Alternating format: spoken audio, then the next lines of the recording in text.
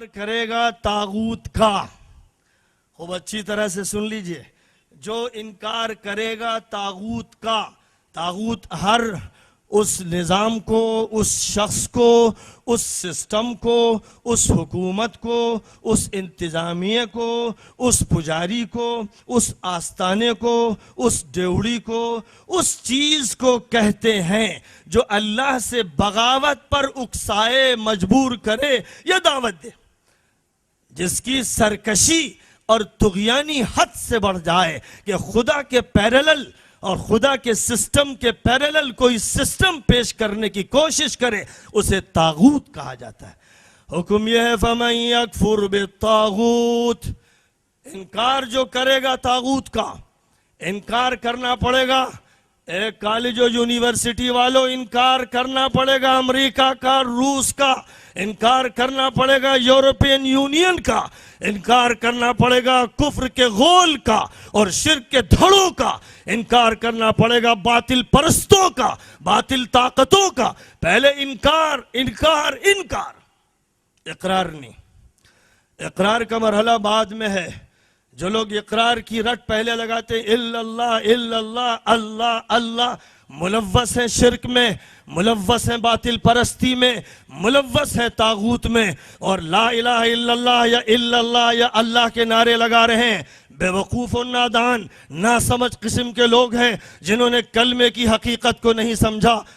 تو عجم ہو یا عرب ہو، تیرا لا الہ الا لغت غریب جب تک تیرا دل نہ دے گواہی، تمہارا لا الہ الا میں لا الہ کو طے کرو۔ پہلے انکار کرو سارے سسٹمز کا، کہو کہ لا حاکم الا اللہ، خدا کے علاوہ کوئی حاکم نہیں۔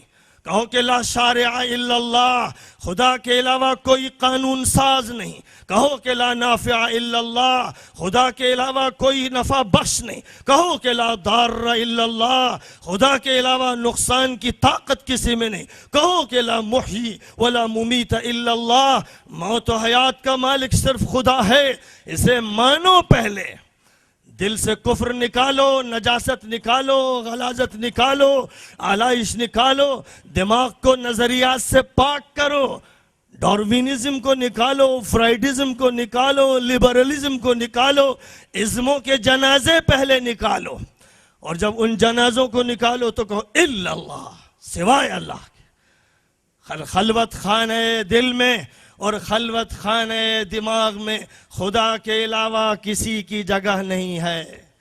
خدا ہے تو خدا کا رسول ہے، فرشتے ہیں، کتابیں ہیں، شریعتیں ہیں، فرامین ہیں، نواہی ہیں، اوامر ہیں، اور خدا نہیں تو کچھ نہیں۔ قل آمنت باللہ ثم استقم، فرمایا تھا نبی پاک علیہ السلام نے ان صحابی سے جنہوں نے عرض کیا تھا کہ حضور ایک سوال کرنا چاہتا ہوں، مختصر جواب چاہتا ہوں۔ جب سوال کیا تھا کہ اسلام کے بارے میں بتائیے اختصار کے ساتھ، تو فرمایا کہو کہ اللہ پر ایمان لایا، پھر جم جاؤ اسی پر۔ ہو گیا کام۔ ایک جملے میں بھی کام ہو سکتا ہے اور دو جملوں میں بھی۔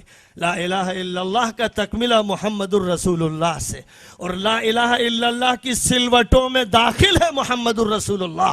جس نے اللہ کو مانا اس نے اللہ کے پیغمبروں کو بھی مانا، فرشتوں کو بھی مانا، اور جس نے فرشتوں کو نہیں مانا اس نے اللہ کو نہیں مانا، جس نے پیغمبروں کو نہیں مانا اس نے اللہ کو نہیں مانا، جس نے اللہ کی شریعت و قانون کو نہیں مانا اس نے اللہ کو نہیں مانا، جس نے اللہ کے اوامر اور احکام کو نہیں مانا اس نے اللہ کو نہیں مانا۔ ان کا اقتدار تمہیں دیں گے، وعدہ ہے، اور اللہ کا وعدہ کبھی بھی اپنی جگہ سے ہٹ نہیں سکتا۔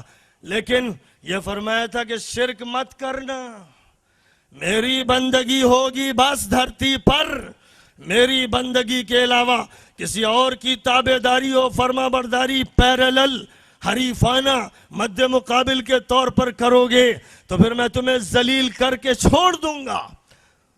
وعد اللہ الذین آمنوا منکم وعملوا الصالحات لَيَسْتَخْلِفَنَّهُمْ فِي الْأَرْضِ كَمَا اسْتَخْلَفَ الَّذِينَ مِنْ قَبْلِهِمْ وَلَيُمَكِّنَنَّ لَهُمْ دِينَهُمُ الَّذِي ارْتَضَىٰ لَهُمْ وَلَيُبَدِّلَنَّهُمْ مِنْ بَعْدِ خَوْفِهِمْ أَمْنًا يَعْبُدُونَنِي لَا يُشْرِكُونَ بِي شَيْئًا۔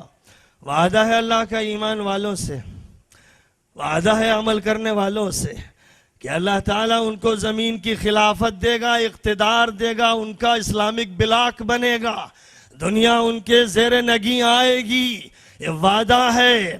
اور یہ فرمایا کہ ان کے دین کے قدم جما دے گا، ضابطۂ حیات ان کا چلے گا، اس دین کے مطابق پارلیمنٹ کے فیصلے ہوں گے، اسمبلی کی قراردادیں پاس ہوں گی، اور اسی کے سلسلے میں یونیورسٹیز کے ڈپارٹمنٹ میں ریسرچز ہوں گے، اور اسی پر بچوں کی تربیت ہوگی، اور اسی پر جوانوں کو تیار کیا جائے گا۔ فرمایا گیا دین کے قدم جما دیے جائیں گے، اور خوف اور دہشت کے ماحول کو ختم کر کے امن و عافیت کی بانسری بجائی جائے گی۔ مدرسے دنیا میں امن و سلامتی کے سلسلے میں کیا رول پلے کر سکتے ہیں؟ ہم موضوع سے ذرا دور ہٹ جاتے ہیں اور سوچتے ہیں کہ کون سی بانسری بجائیں، یکجہتی کی، وحدت ادیان کی، انسانیت کے اس پیام کی جس میں معجون مرکب ہو، خدا تعالیٰ کی توحید کو فراموش کر کے لوگوں کو جوڑنے کی کون سی حکمت عملی ہوگی جس سے امن پھیلے گا؟ فرمایا کہ اللہ کی طرف سے یہ بتایا جا رہا ہے کہ یعبدوننی لا یشرکون بی شیئا، میری چلے گی، میری مانی جائے گی، میری بندگی ہوگی، گھروں میں، دکانوں میں، کارخانوں میں، کمپنیوں میں، بینکوں میں، اقتدار کے مراکز میں، سیکریٹریٹ میں، معاشیات میں، سیاسیات میں، ہر شعبے میں میری اطاعت ہوگی، اور میرے ساتھ شریک نہیں کیا جائے گا، کوئی ڈپلیکیٹ سسٹم نہیں لایا جائے گا، کوئی ڈپلیکیٹ سسٹم نافذ نہیں کیا جائے گا۔ انجینئرنگ کالج میں یہ پڑھایا جائے گا کہ سیکھو، سول انجینئرنگ سیکھو، میکینک انجینئرنگ سیکھو، الیکٹرانک کی انجینئرنگ سیکھو، لیکن اس یقین کے ساتھ کہ خالق اللہ ہے، مالک اللہ ہے، ہم اس کے حضور میں حاضر ہوں گے، یہ علم اس کے دین کی خدمت کے لیے، اپنے کام کے لیے، بیوی بچوں کے لیے، روزی کمانے کے لیے یہ دین عطا فرمایا جا رہا ہے۔ لہذا اسی دین کے ماتحت میڈیکل کالج ہوگا، انجینئرنگ کالج ہوگا، آرٹ کالج ہوگا، سارے ڈپارٹمنٹ پر قرآن کی حکمرانی ہوگی۔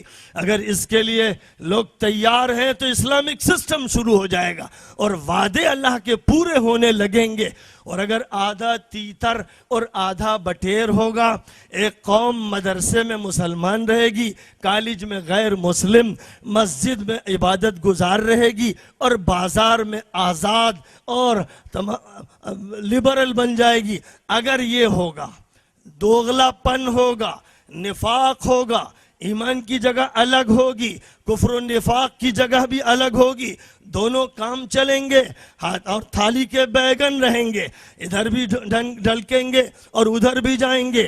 اگر ایسا ہوگا تو فرمایا، پھر اللہ تعالیٰ نے یہ بات ارشاد فرما دی کہ اے لوگوں یاد رکھو کہ اگر اللہ کی کتاب کے ایک حصے پر تم عمل کرو گے اور اسے مانو گے، اور اللہ کی کتاب کے دوسرے حصوں پر عمل نہیں کرو گے، ان کو نہیں مانو گے، تو پھر ہم دنیا میں تمہیں ذلیل کر کے چھوڑیں گے اور آخرت میں ڈنڈے ماریں گے، آخرت میں سخت سزا دیں گے، دنیا میں ذلیل کر دیں گے۔